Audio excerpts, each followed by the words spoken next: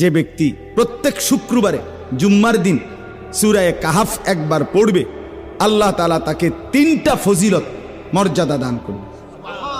নবীজি সাল্লাল্লাহু আলাইহি সাল্লাম বলছেন, 1 নাম্বার, এই সূরা পুরাটা যে পড়বে শুক্রবার দিন, আল্লাহ তাআলা তার জমিন থেকে মানে তার পায়ের নিচ থেকে 7 আসমান পর্যন্ত তার জন্য পুরাটা জায়গা নূর আলোকিত করে দিবে।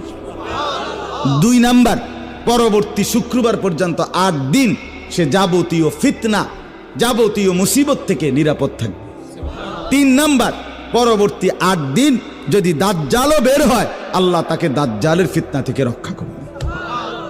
এই জন্য যাদের হিম্মত হয়, মহব্বত লাগে, দিল লাগে, তো তারা প্রত্যেকেই চেষ্টা করবেন প্রত্যেক শুক্রবার দিন সূরা কাহাফ তেলাওয়াত করার জন্য।